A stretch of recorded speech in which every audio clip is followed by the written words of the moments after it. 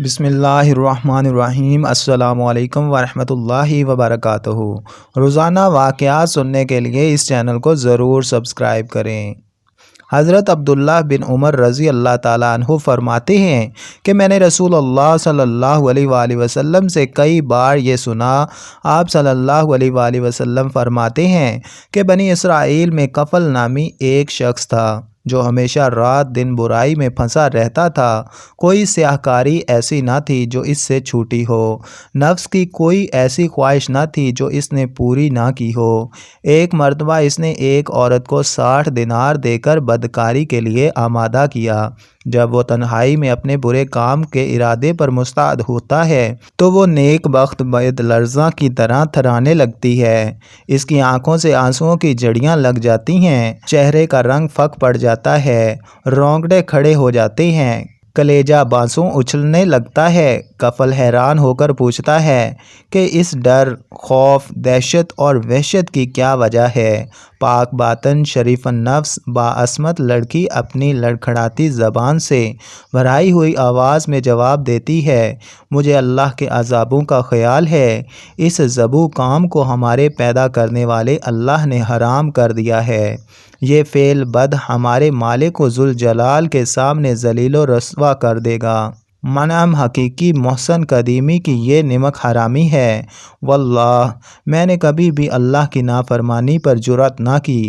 ہائے حاجت اور فکر و فاقہ، کم صبر اور بے استقلالی نے یہ روز بد دکھایا کہ جس کی لونڈی ہوں، اس کے سامنے اس کے دیکھتے ہوئے اس کی نافرمانی کرنے پر آمادہ ہو کر اپنی عصمت بیچنے اور اچھوتے دامن پر دھبا لگانے پر تیار ہو گئی۔ لیکن اے کفل، باخدائے لا یزال، خوف اللہ مجھے کھلائے جا رہا ہے۔ اس کے عذابوں کا کھٹکا کانٹے کی طرح کھٹک رہا ہے۔ ہائے آج کا 2 گھڑی کا لطف صدیوں خون تھکوائے گا اور عذاب الہی کا لقمہ بنوائے گا۔ اے کفل، اللہ کے لیے اس بدکاری سے باز آ اور اپنی اور میری جان پر رحم کر۔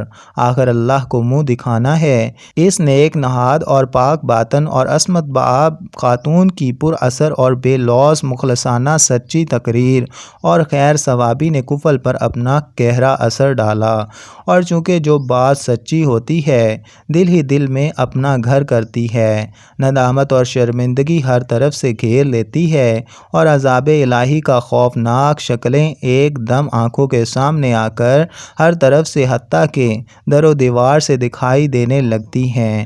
جسم بے جان ہو جاتا ہے، قدم بھاری ہو جاتے ہیں، دل تھرا جاتے ہیں۔ سو ایسا ہی کفل کو معلوم ہوا۔ وہ اپنے انجام پر غور کر کے اپنی سیاہ کاریاں یاد کر کے رو دیا اور کہنے لگا، اے پاک باز عورت، تو محض ایک گناہ پر، وہ بھی ناکردہ پر، اس قدر کبریائے ذوالجلال سے لرزاں ہے۔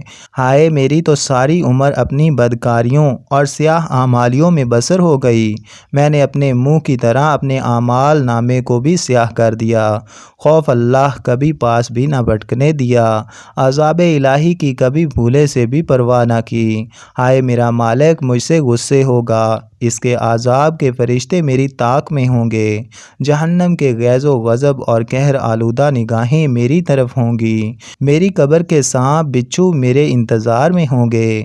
مجھے تو تیری نسبت زیادہ ڈرنا چاہیے، نہ جانے میدان محشر میں میرا کیا حال ہوگا۔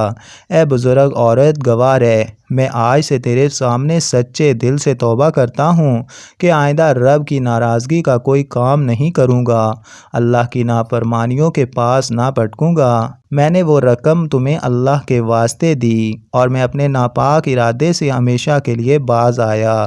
پھر گریہ زاری کی کہ اللہ باری تعالیٰ سے توبہ و استغفار کرتا ہوں اور رو رو کر اعمال کی سیاہی دھوتا ہوں۔